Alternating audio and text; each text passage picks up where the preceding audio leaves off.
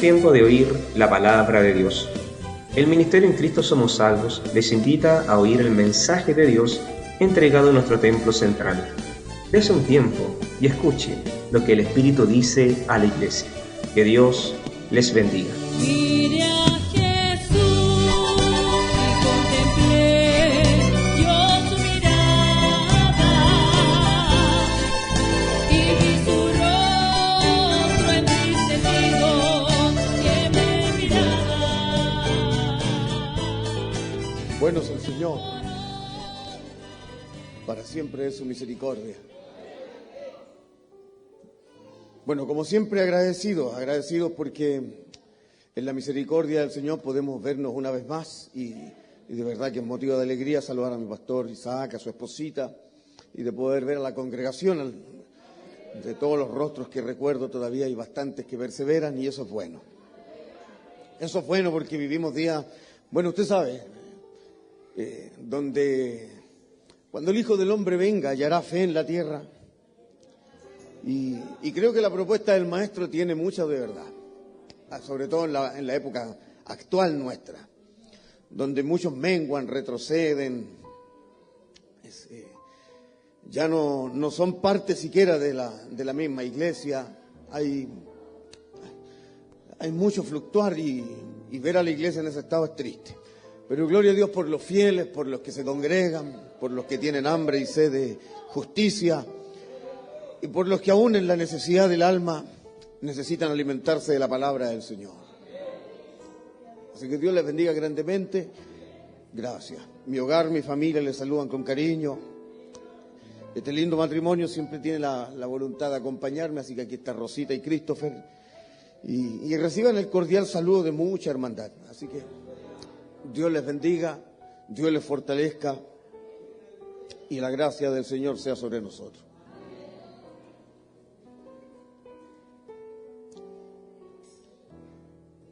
Vamos a leer en el Evangelio de Marcos, en el capítulo 5. Marcos capítulo 5. Marcos capítulo 5, versículos 15 en adelante.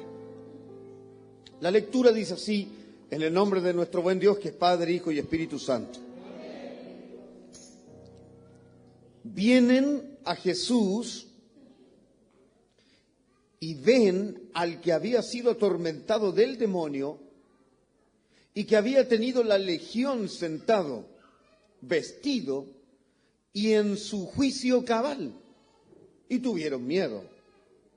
Y les contaron los que le habían visto cómo le había acontecido al que había tenido el demonio y lo de los cerdos. Y comenzaron a rogarle que se fuera de sus contornos. Al entrar él, Jesús, en la barca, el que había estado endemoniado le rogaba que le dejase estar con él. Mas Jesús no se lo permitió, sino que le dijo: vete a tu casa, a los tuyos, y cuéntales cuán grandes cosas el Señor ha hecho contigo y cómo ha tenido misericordia de ti. Verso 20. Y se fue y comenzó a publicar en Decápolis cuán grandes cosas había hecho Jesús con él, y todos se maravillaban. Amén. Amén y amén, palabra del Señor. Demos juntos la gloria a Dios. Amén. Gloria a Dios, gloria a Dios, gloria a Dios. Gloria al Señor para siempre. Tome su asiento, la idea es que no se duerma.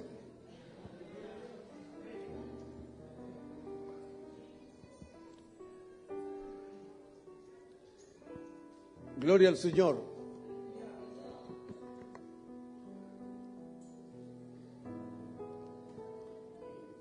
¿Cuántos de aquí han leído el Evangelio de Marcos?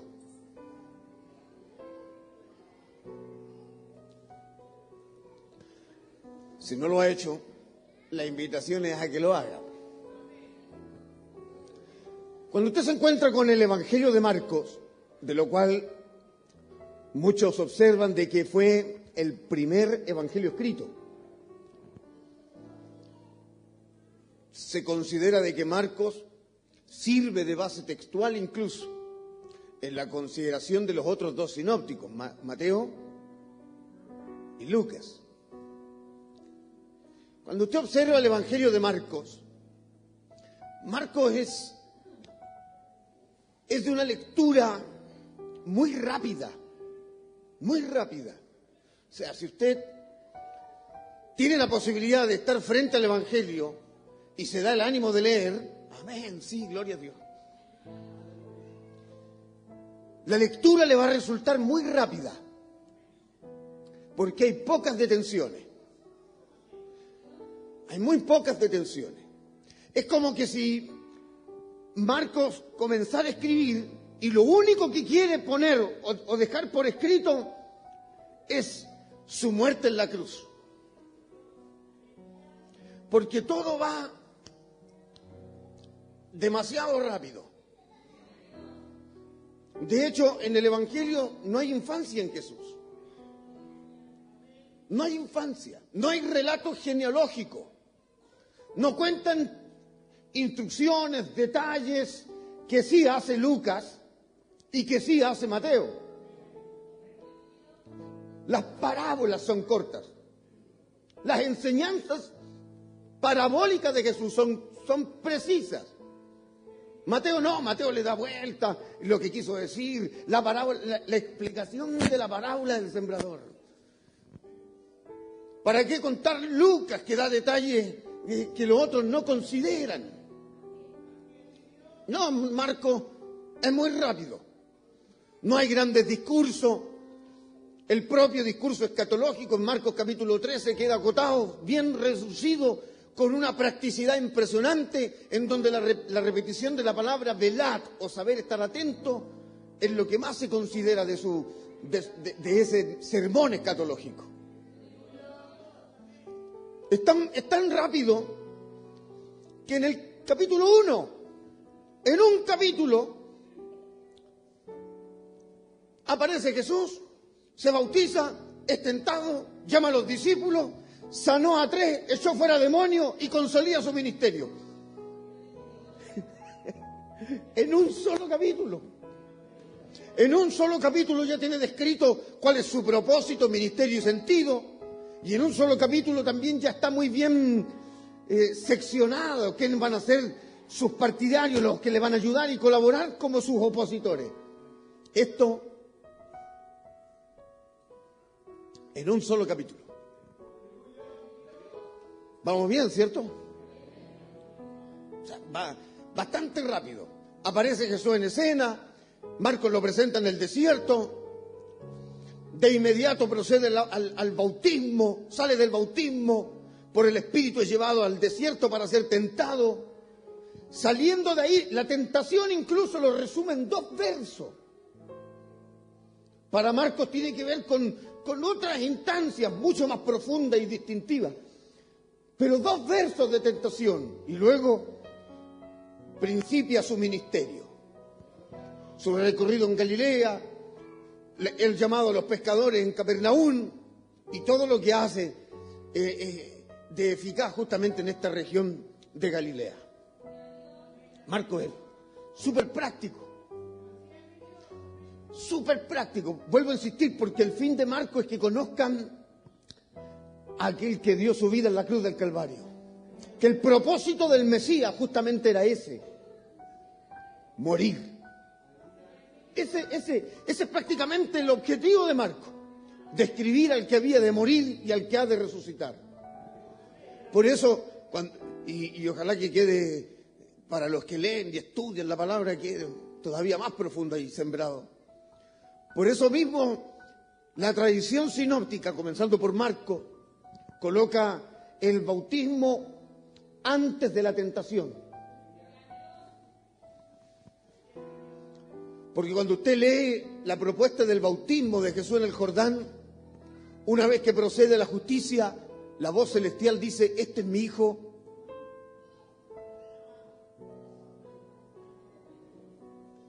en que mi alma se complace. Y ese es el primero de los 4 cánticos del Mesías sufriente, describe Isaías 42, verso 1. Porque ese es el propósito del Mesías: sufrir, morir, dar su vida, dar su sangre. Entonces ponen de inmediato las tentaciones, porque el propósito del enemigo es que el Mesías no cumpliera su objetivo, sino que fuera reconocido como rey, como autoridad, fuera incluso adorado y venerado sin la necesidad de sufrir. Pero tal cual como le explicó a los caminantes de Emaús en Lucas 24, les tuvo que decir que era necesario padecer. Era necesario sufrir, era necesario dar la vida, puesto que a través de ese glorioso, precioso y único sacrificio habría perdón de pecados para la humanidad. No sé si hay perdonados aquí que puedan decir amén.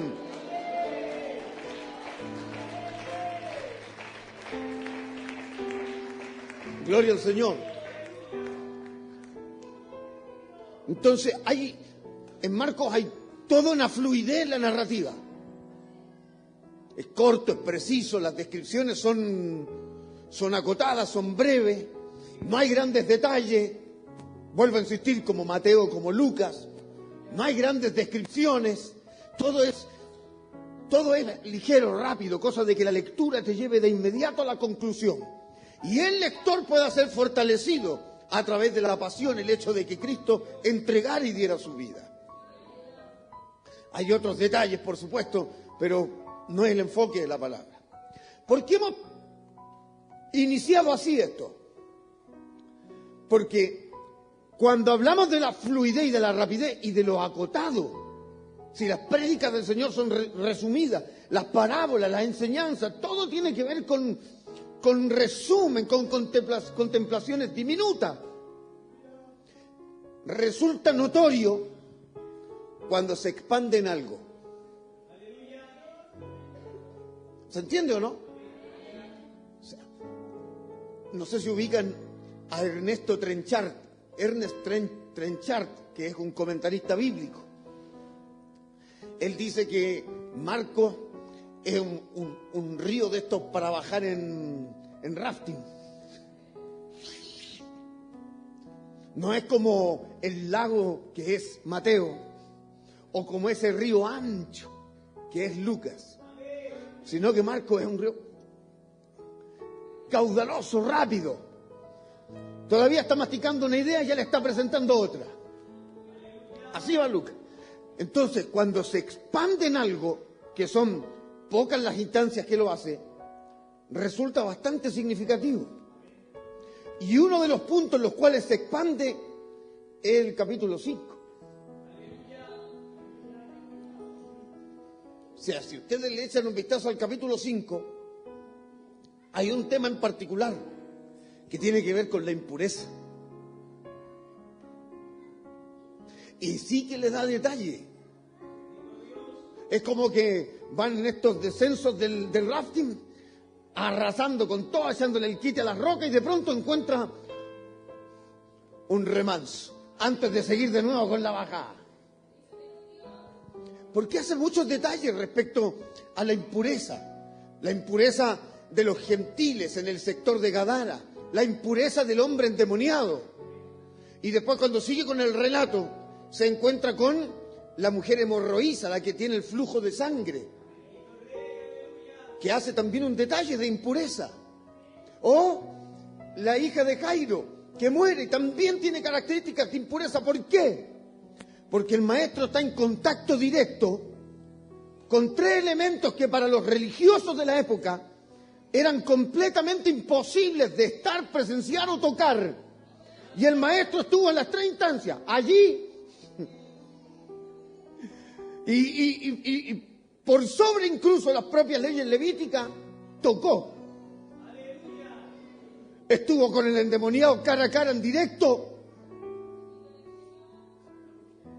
La mujer de flujo de sangre tocó su vida. Y él puso la mano sobre un cadáver, lo cual era imposible determinado de acuerdo a la ley. Propiamente el capítulo 5, para todos los que están ahí prestando suficiente atención, da mucho que reflexionar. Porque el maestro, mire, el amor del maestro supera incluso las costumbres ritualistas de la impureza. El amor de Dios fluye a tal nivel que está por sobre la religiosidad de la gente. Él va donde otros no van. Él puede poner su mano donde otros no quieren hacerlo. Él es capaz de seguir arrebatando tizones del fuego. Alguien tiene que ensuciarse las manos. Alguien tiene que quemarse para meter las manos y sacar las brasas encendidas. Alguien tiene que hacerlo. Y el ejemplo nos lo dio el Señor. El capítulo 5 habla de una potencia de amor, la potencia que fluye en pasión, en misericordia. Porque a decir verdad, la iglesia se ha vuelto bastante ciútica. Los lavados, los redimidos, ya no se manchan la ropa, ya no se embarran los pies, ya no se ensucian, ya no se tiran al suelo a llorar. No, ya no, estoy en otro nivel, estoy en otra altura, tengo otra marca de pantalón, tengo una tela distinta, no puedo hacer esto. A algunos se les olvidó de las borracheras donde lo sacaron, de las voladas donde lo sacó el Señor, de la basura donde estábamos se les olvidó. Es necesario que usted y yo hagamos también ese recuento en nuestra alma y de poder volver a esos lugares donde salimos y compartir la misericordia que Dios ha hecho con nosotros. Judas dice en uno de sus versos, no recuerdo si es el 22 o el 23, dice: a otros arrebatar. Pero alguien tiene que meter la mano. Estar dispuesto. Y eso lo hizo el Señor. O sea, las características del capítulo 5 son muy profundas. El análisis del capítulo 5 de Marcos es muy profundo. Porque por algo se detiene. Por algo deja de ir tan rápido en la experiencia del maestro y los discípulos para detenerse en este capítulo. Ahora, y lo que queremos presentar en esta tarde, tiene que ver justamente con el endemoniado. Nadie quiere tener un encuentro con un endemoniado, usted sí. Bueno, a la práctica, si quiere ver un demonio feo, pero un demonio feo, es cosa de mirarse al espejo cuando usted está enojado nomás.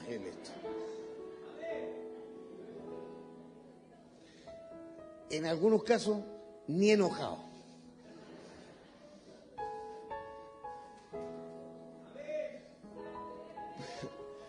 Gloria al Señor. Pero ¿quién quiere tener un encuentro con un endemoniado? Generalmente en nuestros ambientes cristianos resulta que sale la cosa. ¿Cierto? No sé si ustedes han tenido la posibilidad de vivir una experiencia de este tipo en la congregación. Pero resulta ser que es como que resultó, no es que nadie la buscó, nadie la esperó, salió el asunto. Yo por lo menos conscientemente he estado como en 10 o 12 cultos en donde hemos vivido dentro de la reunión experiencia con tipos y tipas, pero completamente tomados por la presencia demoníaca. Arcadas, vómitos, malas palabras, una fuerza. Todavía me acuerdo de una viejita, pero no alcanzaba el 1,10 m de porte. Y 2 oficiales de la iglesia la tenían agarrada. Y a uno lo agarra y lo tira contra la banca en pleno culto. O sea, un nivel de brutalidad terrible. Me acuerdo una vez de un muchacho que entra y por debajo de la banca andaba paseándose como culebra. O sea, cuestiones de un nivel bastante grotesco. Yo creo que nadie querría llegar a la iglesia y experimentar un culto así, aunque entre paréntesis, si es que llegara a suceder, como que la iglesia despierta y se vuelve espiritual. Así que mal no le hace.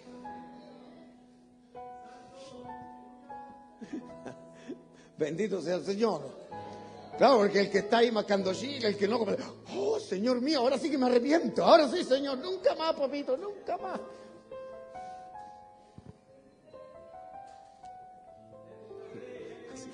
Así que mal no le hace a alguno. Pero quiero insistir, nadie busca esa experiencia. Lo notable de la narrativa de Marco, lo notable es que Jesús sí lo busca. No es que se le manifieste, Él va hacia allá. si él está en Capernaum, al otro lado del lago, y él le dice a sus discípulos, lleguen al otro lado? Es el episodio de donde se levanta la tormenta. ¿Se acuerdan o no? O sea, desde ya hay oposición. O sea, el propio enemigo siente que hay una intención en el maestro de llegar a sus territorios.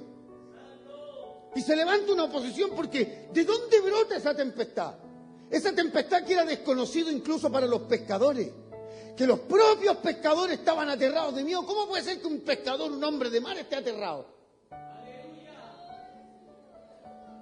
No puede ser. Usted y yo que no tenemos experiencia en el lago, en el mar, puede que sí. Pero un hombre de pesca. Entonces ya se levanta una oposición. Jesús con autoridad reprende esa instancia. Se genera la bonanza y llegan al otro lado. O sea, entre paréntesis, el Señor siempre va a cumplir sus propósitos. Gloria a Dios por eso, amén. Llega al otro lado. Marco nos dice en el primer verso del capítulo 5, apenas se baja el Señor, que es el verso 2, 5:2. Apenas se baja el Señor, pero apenas sale del barco, pone un pie en la tierra de la región de Gadara, apenas pone un pie, dice, enseguida. ¿Le dice así o no? Enseguida, fíjese cómo está la atención espiritual demoníaca a los actos del Señor. Enseguida se levanta la oposición para ir en contra del maestro. O sea, esto es interesante porque donde quiera que el ministro, el siervo de Dios, el hombre, la mujer de Dios, intente hacer algo en territorio que no le corresponde o no le ha sido dado, el enemigo se va a levantar, sí o sí. Que mientras estemos aquí cantando, adorando al Señor en nuestra comodidad, no hay ningún problema. Los únicos problemas los generamos nosotros, en chisme, murmuración, calumnia, problemas con este se enojó con el de allá se enojó. Esos problemas que le echan la culpa al diablo, pero no son del diablo.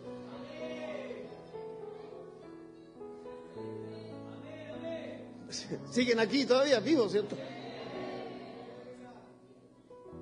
Pero cuando la iglesia decide tomar territorios que no le corresponden, que salen de su lugar de confort, que salen de sus terrenos donde siempre han estado cantando para ir a predicar acá, para tomar esta radio, para hacer esto otro, de inmediato se va a levantar oposición. Pero es que téngalo consciente, de inmediato. Gloria al Señor. O sea, de inmediato se va a levantar la oposición, en cualquier sentido, en cualquier contraria, en lo que sea, con tal de que usted retroceda, que usted vuelva al bote, que usted dé marcha atrás, que usted vuelva de nuevo a Capernaum de donde salió, que vuelva a su iglesia y aquí cante tranquilito, calladito, cierre los ojos y adore al Señor. Pero cuando se dispone a hacer algo en territorios que no le corresponden, no, se va a levantar la oposición. Por eso usted lleva una vida de cristiano lo más tranquilo hasta que se le ocurre hablarle de fe a sus parientes.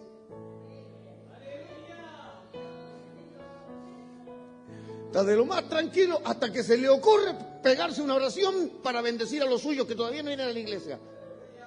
¿Cómo esto que está orando? ¿Cómo esto que se le ocurrió? No, y la oposición se levanta.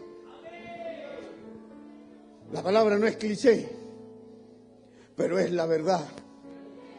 Aunque se levante la oposición, más son los que están con nosotros. Más son los que están contigo, siervo. Más son los que están contigo, iglesia. Más son los que están contigo, mamá. Más son los que están contigo, papá. Más son los que están contigo, hijo. Más son los que están contigo. Así que por más grande que se levante la oposición, Dios es más grande que esa oposición. Y a fin de cuentas va a ser lucha, va a ser batalla, pero la victoria ya está asegurada.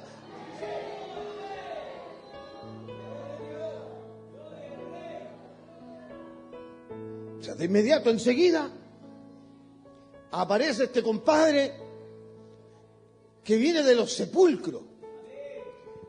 O sea, su casa tiene que ver con la muerte, con las tumbas, con la pudrición, con los huesos secos.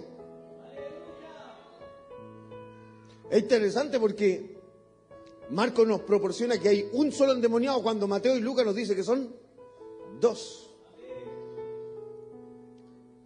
Pero es el contexto de Marcos, porque también eran 2 los ciegos de Jericó, pero Marcos nombra uno solo. Porque no está interesado en la cantidad, porque puede haber sido 1 o 15, sino que está centrado en el propósito del Señor. ¿Se entiende o no? De hecho, en los ciegos Marcos hasta le pone nombre: Bartimeo.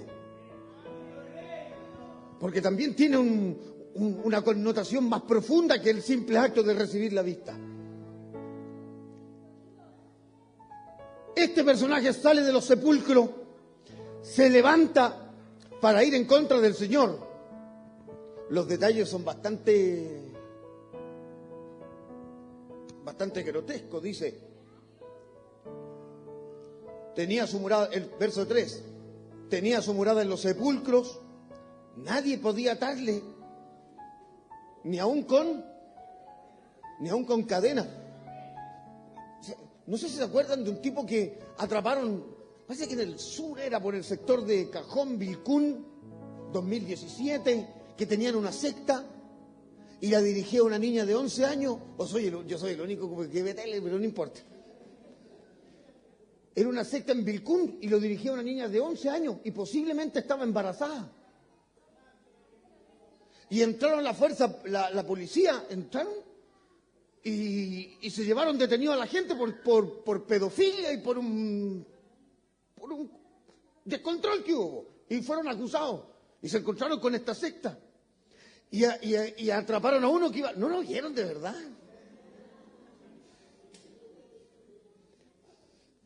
Atraparon a uno que iba gritando: yo soy Juan el Bautista.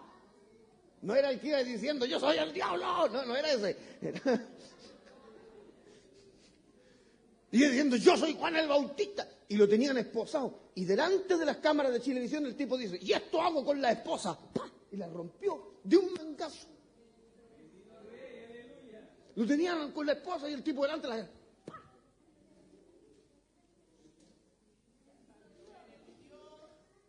Gloria al Señor.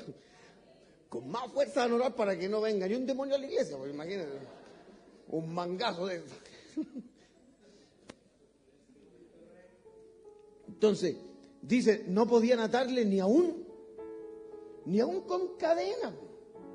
Dice, verso 4, porque muchas veces había sido atado con grillos y cadenas, mas las cadenas habían sido hechas pedazos por él, y desmenuzados los grillos, nadie le podía dominar. Verso 5, y siempre, de día y de noche, andaba dando voces en los montes y en los sepulcros, hiriéndose con piedra. O sea, la imagen es grotesca, ¿o no? La imagen es brutal. O sea, el tipo, usted lo veía y ya no tenía figura humana. Imagínense las deformidades por causa de los propios golpes que se daba. La incapacidad de hablar, de razonar, la incapacidad de hacer algo en construcción como ser humano, nada. Con una fuerza bruta descomunal, el tipo completamente rechazado. Quizás qué comía, qué virus, qué infecciones, qué hediondez tenía. Vivía entre los sepulcros, vivía entre los muertos.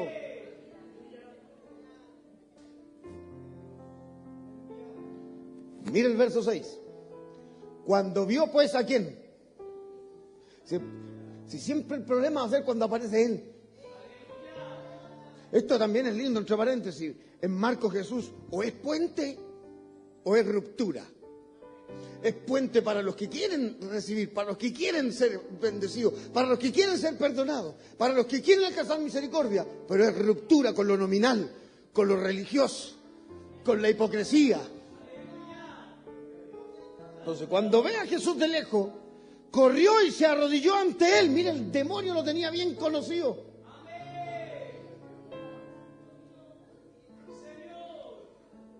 Y clamando a gran voz le dice: ¿qué tienes conmigo, Jesús, Hijo del Dios Altísimo? No, y atrevido e insolente el demonio. Porque le dice: te conjuro. Prácticamente le está diciendo: te estoy ordenando.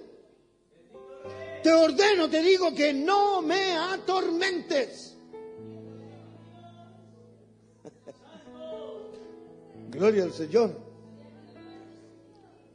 Gloria al Señor. Por eso, todos los que están llevando malas prácticas, todos los que tienen pecados ocultos, todos los que tienen en un ambiente de maldad, siempre tienen este mismo espíritu de defensiva.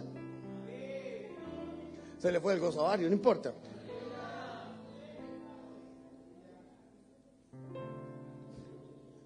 Porque la palabra que estaba escuchando el demonio, verso 8, era: sal de este hombre, espíritu inmundo. Ahora, mire cómo Marcos nos lleva en el relato a un diálogo ahora. El Señor se pone a conversar con el demonio. Y esto que es una narrativa, la han comprendido de manera literal todos estos personajes. Y cuando empiezan los procesos de liberación a orar por alguien que tiene espíritu inmundo, que viene endemoniado, se ponen a conversar. ¿Y cuánto tiempo lleváis ahí? ¿Y cómo te llamáis? Me acuerdo de una chistolada, pastor, porque estaban ungiendo en la iglesia a uno que era homosexual. Dime cómo te llamáis, demonio, dime cómo te llamáis. Le decía el pastor, estábamos ahí nosotros: dime cómo te llamáis. Mario, decía Mario. A ti no, el que está dentro. Carla, pastor, Carla, le dijo.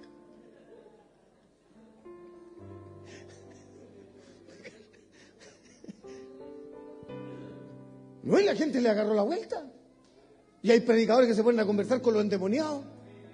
La última que vi es que la endemoniada cantaba Shakira.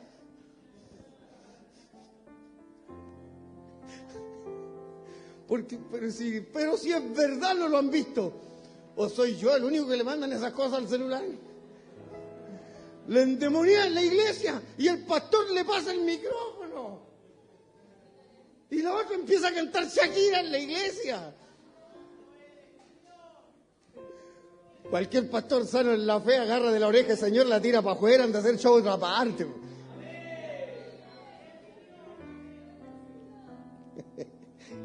Creo que el diablo no llora, factura, dice.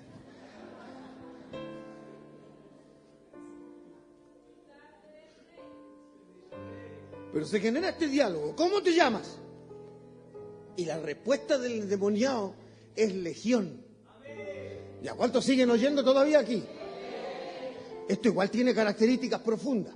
Porque cuando usted estudia el relato, en el original, esta conversación se vuelve una especie de latinismo. Porque ocupa términos romanos. O sea, el demonio se llama en sí legión. Estamos hablando de un batallón de 6.000 hombres, considerando infantería, caballería y arma pesada. Pero fíjese, ¿por qué es llamativo? Porque de pronto también está apuntando directamente al Imperio Romano como el demonio. ¿Es interesante o no? El hecho de que de inmediato transforme la conversación en un latinismo ya está dándole un sentido a esto. Roma también tiene características demoníacas y características bastante infernales. ¿Siguen aquí vivos todavía o no? Y le rogaba que no lo enviase fuera. Mira el verso 10. Somos muchos, le dice. Y el demonio le decía al Señor, le rogaba mucho que no lo enviase fuera de esa región, es decir, como que tenía muy bien establecido ese sector como casa. También están estos otros también que hablan de los que hablan de demonología, que hay demonios territoriales. Yo no me voy a meter en esas discusiones, pero el hecho de que esté pidiendo ese asunto ya está hablando de que tiene un lugar donde realiza su actividad, está endemoniado. Entonces dice, estaba allí cerca del monte un gran hato de cerdos. paciendo, dice, y le rogaron todos los demonios diciendo, envíanos a los cerdos para que entremos en ellos.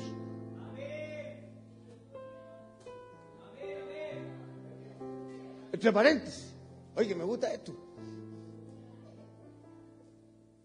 Todo demonio para poder expresarse necesita un cuerpo. Ahora hay una línea también de erudición que señala de que este párrafo no necesariamente es literal, que se está produciendo aquí un zoomorfismo, es decir, se está bestializando la actitud de las personas y tratándolos como cerdos, lo cual también es interesante. Tremendo, ¿no? Claro. Y hay varios episodios en los evangelios donde se bestializan las actitudes. ¿Se acuerdan cuando dicen que Herodes manda llamar a Jesús? La respuesta del Señor es, díganle a esa, no porque lo fuera, sino porque tiene esas actitudes bestiales. ¿Se entiende o no? Bueno, independiente de cómo haya sido, los demonios necesitan un cuerpo. Jesús lo explica también y se da detalle en los otros evangelios, que el espíritu inmundo cuando sale anda por los lugares, pero necesita donde volver a estar.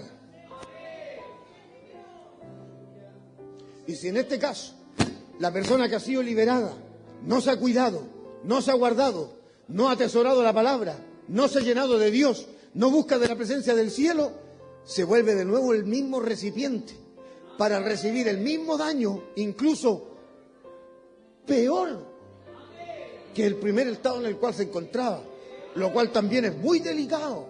Y creo que más de alguno ha sido testigo de gente que ha sido liberada, pero que no siguió la fe, no siguió la esperanza, no siguió el amor de Dios y han terminado peores de cómo volvieron.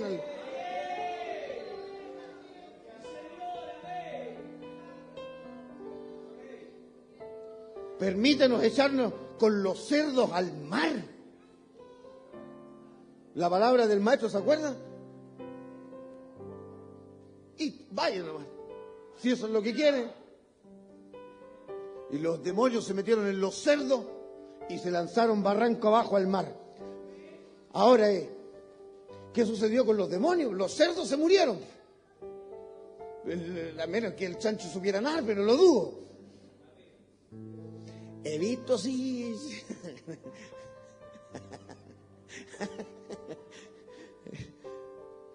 Pero ¿qué pasó con los demonios?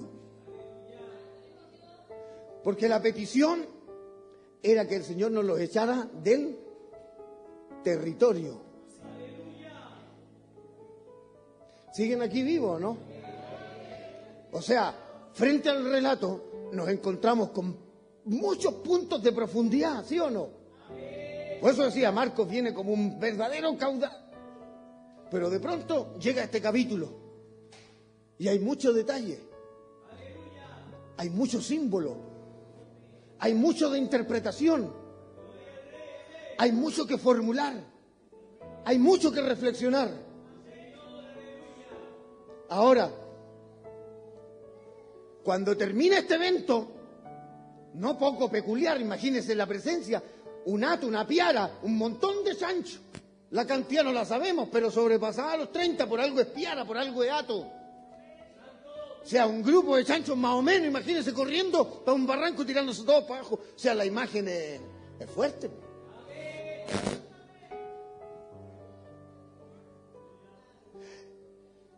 Hay problemas ahora aquí en la ciudad, porque los chanchos tenían dueños. Y esos se quejan. Y las quejas llegan donde el Señor. Y le dicen en el verso 17, Jesús, tu presencia aquí no es buena. Así que por favor tenga bien tomar a sus personajes, tome su barca y vuelva de donde vino.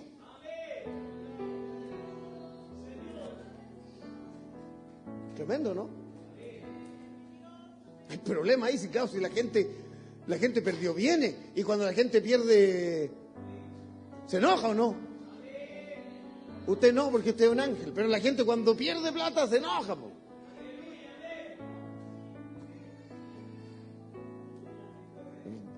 sea, la única opción del maestro era salir de ahí. Dos cosas para ya ir concluyendo. ¿Están cansados? Llevo 38 minutos. Dos cosas. Primero, ¿vieron al endemoniado? Cuando se fueron todos los demonios y se metieron donde los chanchos, el hombre quedó pero 0 kilómetros. Full HD, 8K. Marco y Lucas también señalan lo mismo diciendo, el hombre quedó tan bien que dice, el verso 15, que lo vieron sentado, y esto es algo, porque él andaba saltando de todos lados pegándose. Ahora estaba sentado, o sea, como ser humano, sentado. Segundo, vestido. Creo que entre los discípulos le compraron una camisita, una corbata, unos zapatitos, bien pentecostal el hombre. Sentado, vestido, y viene la frase que dice después. Y en su juicio cabal. O sea, el hombre ahora estaba reflexionando, el hombre estaba meditando, el hombre ahora se dio cuenta de por qué el cielo era azul. Estaba en su cabal juicio. Notable, ¿o no? O sea, imagínense el cambio de la gente mirando eso. Mirando la transformación, si el cambio era tremendo. No, se lo he contado porque allá en Purranque, en nuestra misión, hay un varón que vivía botado de curado en la plaza de Purranque, pero botado curado. Todo el mundo sabía quién era y para qué pedía plata. ¿Para qué cree que pedía plata? Para la leche. Para el manjar. ¿Para qué? Para la leche y para el manjar, para eso. Y resultó ser que un fin de semana la gente salió y no estaba el hermano. O sea, el borrachito. No estaba. ¿Qué cree que pensó la gente? ¿Sabe dónde andaba el borrachito? Cortadito el pelo, afeitado, terno, bien perfumado, Biblia en la mano, cantando himno en el punto de prédica venía.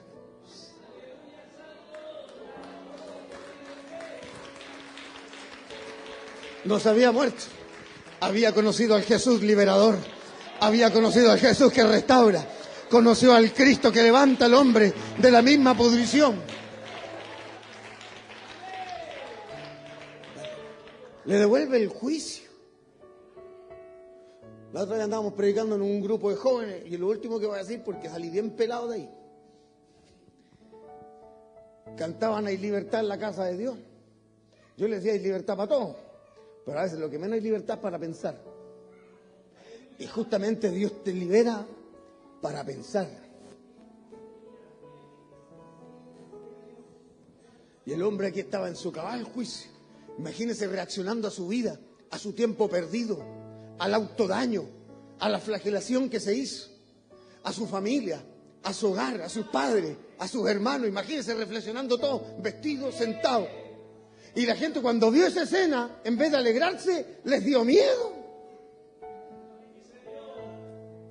Pero el miedo no tiene que ver con una transformación brutal. El miedo tiene que ver con que en verdad Jesús cambia.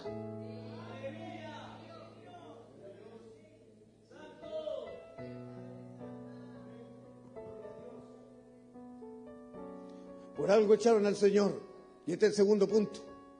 Porque la gente está más interesada en sus bienes.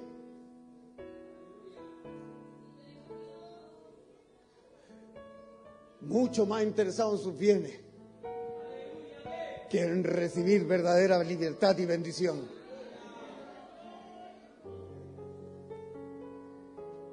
Cuando lo echan al Señor y Él se va con sus discípulos, alguien venía detrás. ¿Quién cree que venía detrás?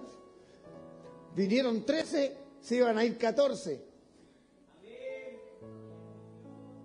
No hay hermanos que están contando, ¿por qué? Llegaron 13, se iban a ir 14. El 14 era el ex endemoniado. Y estaba subiéndose a la barca y ya estaba arriba, ya está, eso nos vamos a gozar. Sí, con Jesús el Nazareno, ese.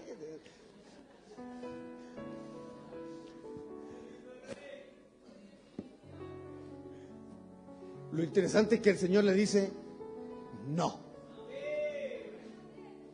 Usted no va a ningún lado. Usted se queda aquí.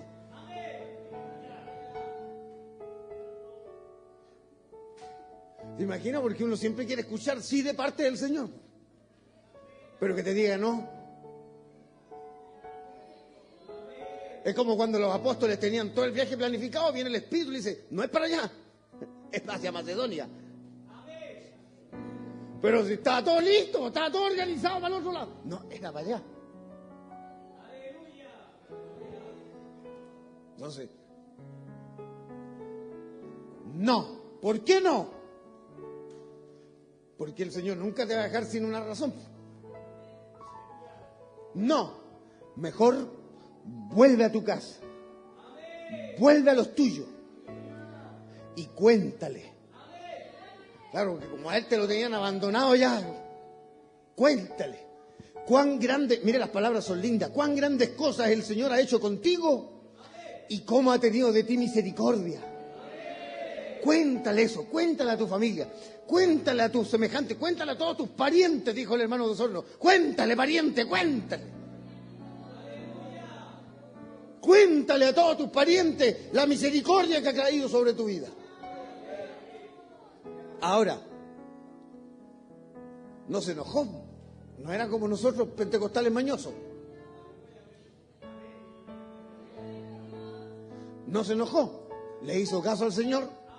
Se volvió a su casa y dijo, y me gusta la palabra que usa la Reina Valera, esa, publicar, alábalo. O sea, lo que se publica tiene sentido de contar las grandezas del Señor. ¿Se entendieron? No importa. Al otro todavía no le llega el wifi, ya te va a llegar, tranquilo. Publica cuán grandes cosas ha hecho. Y fíjese, lo que pasó en una ciudad en específico, en una aldea en específico, terminó sabiéndose en toda la región. Lo que pasó, pero en un lugar sí, diminuto, se transformó conociendo en toda la región, porque dice, y en Decápolis, todo Decápolis escuchó el testimonio, supo de este hombre, y nosotros ni siquiera dimensionamos o imaginamos cuántos llegaron a la fe, cuántos conocieron el amor del Señor, cuántos conocieron la palabra a través de este ex endemoniado. Tremendo, ¿no?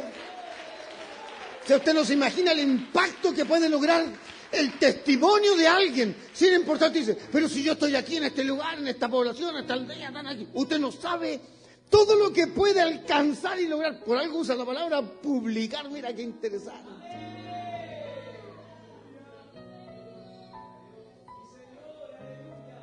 Gloria al Señor. Antes de orar, el detalle final de esto. Como hay mucho que discernir e interpretar del texto, porque por algo Marcos se detiene y genera tanto texto, tanta narrativa, también podemos describir la condición de la sociedad. Primero, la intención de Jesús no es quedarse en su lugar de confort. Él decide tomar el bote y salir. Ahí está entendiendo, no importa, gloria al Señor. Porque si es necesario anunciar y para eso hay que salir, salimos. Si para eso hay que comprar esto, lo compramos. Si para eso hay que llegar allá, llegamos allá. Si para eso hay que adquirir esto, lo adquirimos. Pero hay que saber llegar, hay que saber cruzar, sin importar la oposición que se levante. El endemoniado en Gadara también es representativo de la sociedad de este mundo. Porque ¿cómo está la sociedad? La descripción es muy gráfica. Primero, su lugar de vida son los sepulcros. Es decir, hay una condición constante de muerte. ¿Y cuál cree que es el estado de nuestra sociedad? La misma condición de muerte. Porque eso es lo que vemos. Asesinatos, crímenes, homicidios. Hace poquito, antes de salir de acá, en la televisión salía, decía, estaba tomando un mate, antes de venir esperaba a mi hermano y salía que había ocurrido un parricidio. Una madre mató a su hija y después ella se quitó la vida. Ese es el ambiente de mortandad. El que no tiene esperanza se suicida. El que no tiene más para adelante acaba con su persona. El que no, mata a ese otro. El que tiene necesidad hace daño al de acá. Ese es el ambiente. Así está la sociedad. Muerte, destrucción, homicidio, sangre, sanguinario, sicariato. Por todos lados lo único que vemos es crímenes y maldad. O no está así su población, o no está así nuestra vida, o no está así nuestras calles. Hay un promedio en nuestro país por causa de la inseguridad. El 65% de la población en Chile no sabe si vuelve a casa con vida. Por causa de la inseguridad. Por los portonazos, por los encontrones, por los secuestros, por los crímenes. He conocido hijos de Dios que han muerto al llegar a su casa. Baleados, acribillados, niños que recibieron una bala loca. Es el ambiente de mortandad, de sepulcro.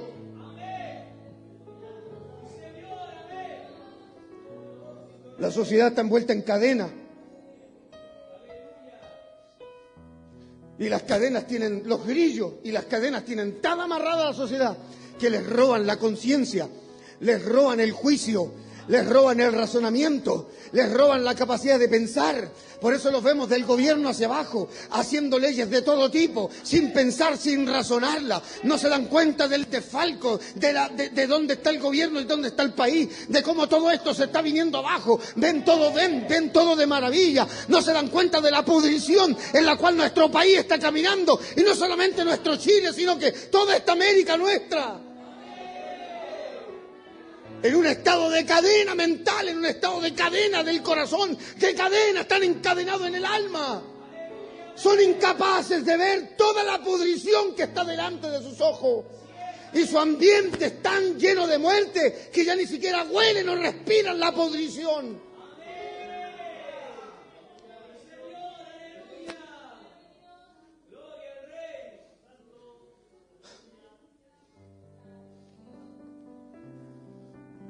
Ese es el ambiente. Esa es la sociedad. Pero gloria a Dios. Pero gloria a Dios. Gloria a Dios. Gloria a Dios por la barca. La barca es la iglesia. La barca es el evangelio. La barca es usted y yo. La barca es la que atraviesa el lago. La barca es la que atraviesa el mar para llegar justamente en ese lugar donde hay muerte. Para llegar justamente en ese lugar donde está la pudrición, para llegar justamente en ese lugar donde todo está perdido.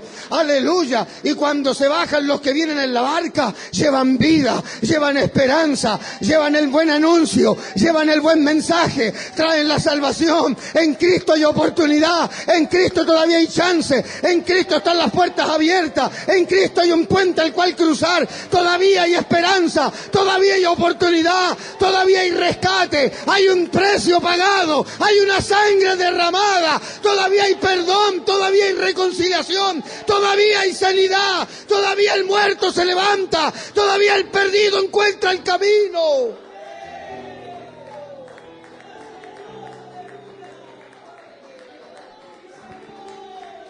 Haz sonar esa voz en medio de ese ambiente de muerte, a sonar la voz de la esperanza en esa localidad hostil en la cual vive, que todo tu entorno, toda tu realidad sepa, aleluya, que en ti hay bendición, que tú eres un verdadero faro que alumbra esta humanidad diciendo: Cristo es el camino, Cristo es la verdad, Cristo es la vida.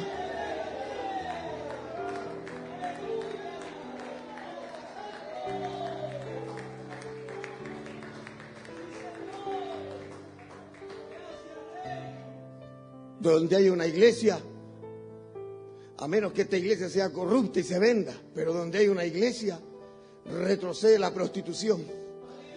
Donde hay una iglesia, los narcotraficantes se corren.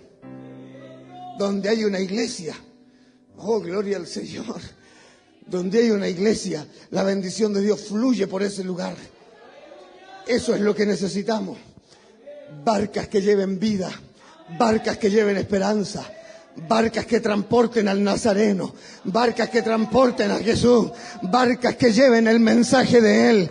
Que ocupemos las publicaciones, que ocupemos las redes, que ocupemos los medios, que ocupemos todo lo que está a nuestro alcance para hablar de cuán hermoso es Él, de cuán lindo es Él, de cuántas bendiciones hay en Él. Oh, gloria a Dios de poder decir, yo he sido beneficiado, yo he sido bendecido, yo he sido alguien que ha alcanzado esa misericordia. Estaba perdido, he sido encontrado, estaba enfermo, he sido sanado, estaba inundado en pecado, he sido perdonado en su gloriosa sangre.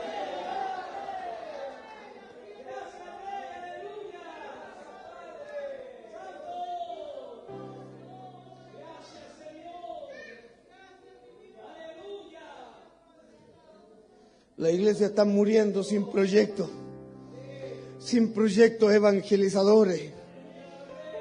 La iglesia está muriendo sin proyectos de alcance al otro. Nos hemos conformado con cantar y danzar en nuestra iglesia y con escuchar palabra tras palabra. Por eso vivimos tranquilos, porque no hay oposición. La oposición se levantará cuando abrimos las puertas, cuando sacamos el anuncio, cuando ponemos un pie en territorio que no nos corresponde y decimos, este territorio no te pertenece, diablo, esta familia no te pertenece, enemigo, este matrimonio no es tuyo, infierno, estos jóvenes no son tuyos, demonio. Aleluya. Cuando empezamos a hablarle al enemigo, cuando empezamos a hablarle al infierno, cuando empezamos a hablarle al diablo en la autoridad del cielo, a decirle a nosotros, no somos cualquiera, somos embajadores del cielo, somos embajadores de Dios y levantamos el santo nombre del Rey de Israel.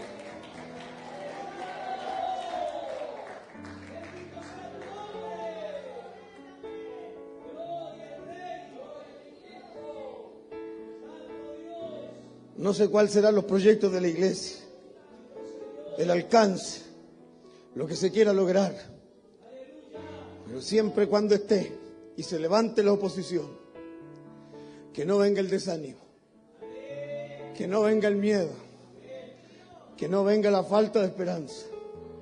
Dios está con los suyos, apoyará a los suyos, respaldará a los suyos.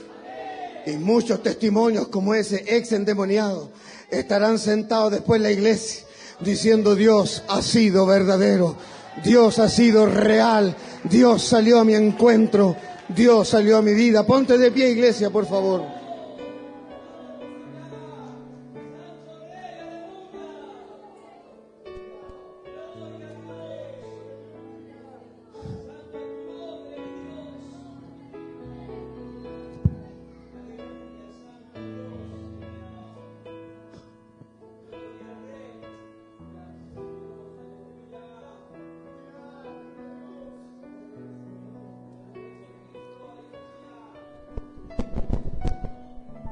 Tienes tus sueños para salir, anunciar, predicar. Cierra tus ojos, por favor, ciérralo. Y cree en tu corazón, mediante esta oración, de que Dios pondrá los recursos, Dios brindará los medios, Dios abrirá las puertas, Dios te dará las oportunidades. Y llevarás el mensaje y verás la gloria de Dios. Y aunque se levante el rechazo, la contrariedad o los demonios en contra de la iglesia, de tu trabajo, Dios estará a tu lado. Dios seguirá tu vida. Dios bendecirá tu vida con fuerza para que sigas adelante. Padre, gracias por esta tu palabra. El ambiente, Dios mío, de la iglesia es de mucha comodidad. Pareciera ser que ya nadie quiere sufrir. Nadie quiere llorar por otro. Nadie quiere invertir, Señor. Nadie quiere desgastarse.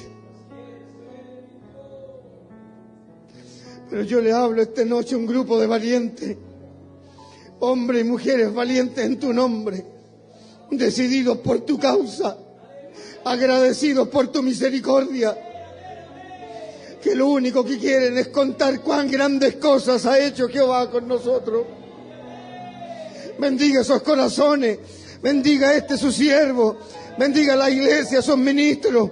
Oh, gloria al Señor, que se genere este ambiente de búsqueda, de salir, de lucha, de encontrar, de llevar, de anunciar, de proclamar, de levantar, de llevar airosa la bandera de la fe, de proclamar como atalaya la venida del Señor, de hacer sonar la trompeta del Evangelio en los territorios del enemigo.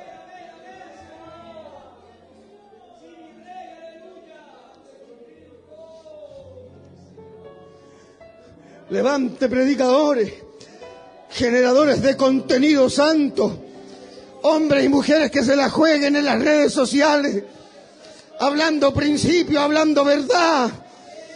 Hombres y mujeres, Dios mío, aleluya, que se la jueguen, Dios mío, allá afuera.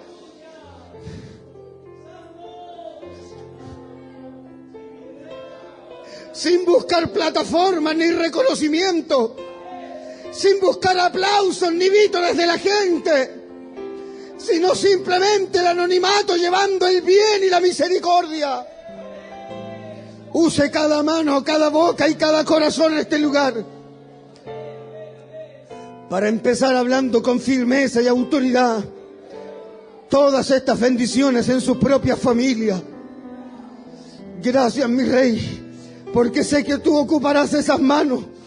Tú pondrás las palabras idóneas, tú pondrás las palabras precisas y tú les usarás para la gloria de su nombre. Bendecidos somos, Señor. Estas manos llevarán sanidad, estas manos llevarán liberación, estas manos llevarán libertad, Señor. Y seremos usados para la gloria de su santo nombre. Gracias, Padre. Gracias, Hijo. Gracias, Espíritu Santo. Bendecidos somos en el nombre de Jesús. Amén. Amén, amén. La gloria es del Señor. Gloria a Dios. Gloria a Dios, gloria a Dios. Gloria a Dios para siempre. Él me pagó la deuda que no tenía. Esperamos que este mensaje haya bendecido enormemente su vida. Si quiere conocernos más, visite la página web www.sss.cl. Será hasta la siguiente oportunidad. Que el Señor les bendiga.